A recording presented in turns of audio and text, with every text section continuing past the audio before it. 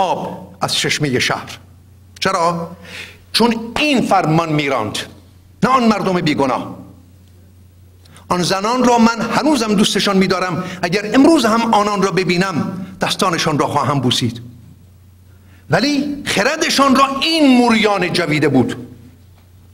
ای کسانی که ایمان آورده اید، محققاً بدانید که مشرکان نجس و پلیدند و دیگر نباید به مسجد الحرام پا بگذارند. آیه 28 سوره توبه.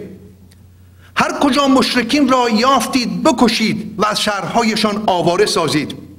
ای اهل ایمان، با هر که از اهل کتاب به خدا و روز قیامت ایمان نیاورده و آنچه را که الله و رسولش حرام کرده حرام نمیدانند، مانند مسیحیان و یهودیان و زرتشتیان، کارزار کنید تا آنگاه که با ذلت و تواضع به اسلام جزیه دهند.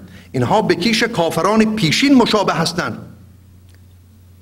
در گذرگاه این بستر فرهنگی است که آن خیزابه های خون از خون یهودیان و زرتشتیان و مسیحیان جوشیدند و خروشیدند و برگهای ننگینی برای میهن ما بر جای گذاشتند. چرا که خود ایرانیان پس از اسلام هنگامی که مسلمان شدند همیهنان خوب زرتشتی خود را کشتند.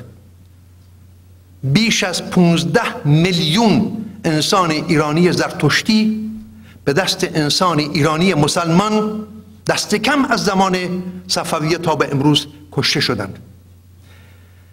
در گذرگاه این بستر فرهنگی است که 1.5 میلیون ارمنی بیگناه تنها به گناه مسیحی بودنشان در ترکیه مسلمان به دست مسلمانان و به فرمان این خالق و رسولش کشته می شوند.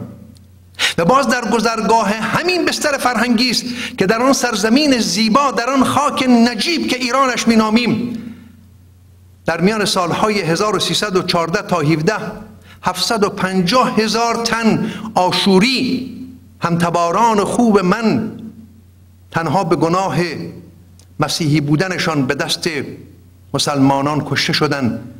هیچ آشوری دیگری امروز جز من دلیری نمی کند از این کشتار بیشرمانه سخن بگوید. میدانید چرا؟ چون میترسند که باز هم کشته بشوند. ولی خوشبختانه من چون پشت کردم به دین آنها، من امروز سخن میگویم نه از پایگاه یک مسیحی، من امروز سخن میگویم از پایگاه یک ایرانی و شرم دارم از اینکه تاریخ میهنم با چنین برگ‌هایی در گذرگاه این بستر فرهنگی است که تا پیش از روی کار آمدن رضا شاه بزرگ که درود همه آزادگان بر او باد، پیروان دین‌های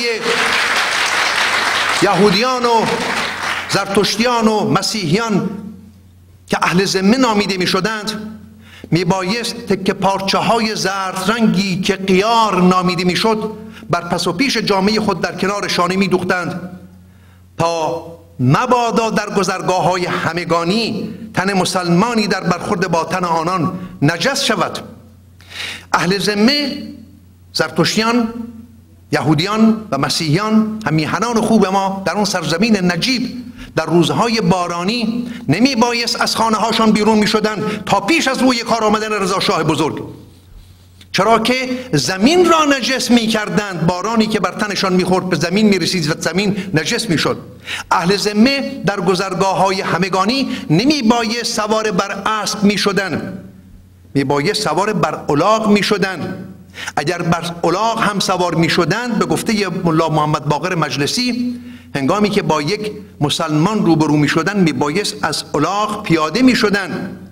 اهل ذمه نمی بایست خانه های خود را بلند می ساختند، نیمی از خانه می بایست در زیر خاک و نیمی دیگر بر روی زمین می بود که دست مسلمان بر بام خانه اهل ذمه برسد. اینها را فراموش کردید. امروز شما توده ها و شما پشت به میهن کرده هایی که به چنین مرد بزرگی گاه دشنام هم میگویید، ما پیروان دینهای دیگر زندگانی من را به رضا شاه بدهکاریم و بدهکاری خودمان را خوب میدانیم. در گذرگاه این بستر فرهنگی است که اهل ذمه میبایست افزون بر مالیات سرانه‌ای که همه مردم کشور میپرداختند، مالیات افزوده‌ای به نام جزیه میبایست میپرداختیم و جزیه میبایست رذیلانه میشد. خوب است که من این رو بخوانم از ملا محمد باقر مجلسی. میگوید که مستوفی یعنی چگونگی پرداخت جزیه که پدر من و پدر بزرگ من و پدر بزرگ آن زرتشتی که اینجا نشسته است و آن یهودی و آن ارمنی میبایست افسون بر مالیات سرانه، مستوفی یا حسابدار میباید جزیه را بگیرد، نشسته باشد و ذمی یعنی پدر بزرگ من ایستاده. ذمی دست خود را از گریبان پیراهن درآورد و زر را، حتما باید زر باشه، نزد مستوفی بریزد تا امام گوید که بس، یعنی اندازه هم ندارد. کمی و بیشی جزیه را امام جماعت اندازه میگیرد و من باید به اندازه بریزم تا او بگوید بس. و مستوفی که جزیه را اخذ می کند ریش ذمی را بگیرد، بعد از آن سیلی محکمی بر بناگوش او بزند و قولی هست که از پشت سر نیز شخصی پس گردنی بزند و تفسیر کلام الهی بر این نحو کردن که در وقت دادن جزیه ذلیل باشد. زنان اهل ذمه به منزله کنیزانند، روی ایشان می توان دیدن از روی لذت. یعنی یک زن زرتشتی، یک دختر زیباروی ارمنی یا آشوری یا یهودی، اینها در ردیف کنیزان بودند برای مسلمانان، همیهنان مسلمان ما، پیش از روی کار آمدن رضا شاه بزرگ که خوشبختانه ایستاد. در گذرگاه این فرهنگ است که بلا در پی بلا بر سر مردم میرسد و واژه دیگری را امروز دربارش سخن خواهیم گفت و اگر پروانه داشته باشم ادامه خواهم داد، اگر نه تمام میکنم. ادامه بحث رو در تلویزیون خواهید دید. فقط به من پروانه بدید مرتد رو هم بگوییم. واژه مرتد به کسی گفته می شود که پس از پذیرش دین خالق و الله از آن برگردد، از آن روی بتابد. به گزارش مسعودی در التنبیه الاشراف میگوید پس از درگذشت پیامبر اسلام شمار بزرگی از عربان که به زور شمشیر مسلمان گشته بودند از دین برگشتند. در خود عربستان ابوبکر و دیگر سران اسلام به آنان زنهار دادند که به آغوش اسلام برگردند وگرنه کشته خواهند شد، خانه هاشان به آتش کشیده خواهد شد، زنان و دخترانشان به کنیزی در بازارهای برده فروشان جهان فروخته خواهند شد و پسر بچه هایشان اخته و برای کامجویی های جنسی برده خواهند شد و آنانی که برنگشتند با آنان چنین کردند. ابوبکر خود به دست خود بسیاری از آنان را به آتش افکند. اگر امروز رو در شاهراهای اینترنتی میبینید که تنی چند انسان را با چشمان بسته در چالهای آتشین میافکنند و بنزین بر روی سرشان میریزند، این چیز تازه‌ای نیست، این پدیده امروز نیست، این برآمده از داستان خلقت است. این خود خالق است که آنان را به آتش میکشد بر پایه این فرمانها که شوربختانه زمان نداریم. ولی اشاره میکنم خالد ابن ولید با سرهای بریده این مرتدان پایه های دیگ ساخت.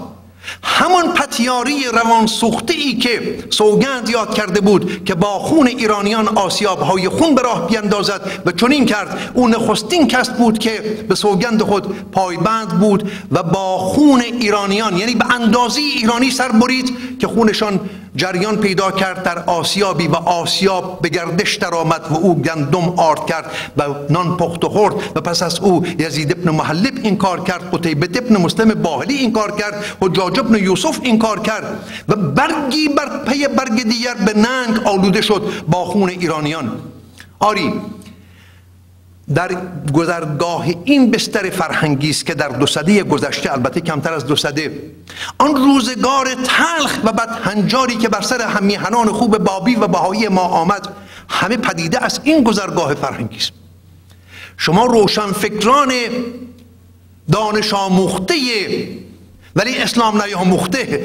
خوب است اندکی در کنار این فیزیک و شیمی و روانشناسی و نمیدونم چه و چه که می آموزیم، نیم نگاهی هم به این داستانها، به این فرمانهای الهی داشته باشیم. آنگاه بدانیم که آیا می شود با بودن چنین سرچشمه‌های خون و این گذرگاه ها، این بسترهای خونالود در کشور دموکراسی و حقوق بشر و سکولاریسم ایجاد کرد؟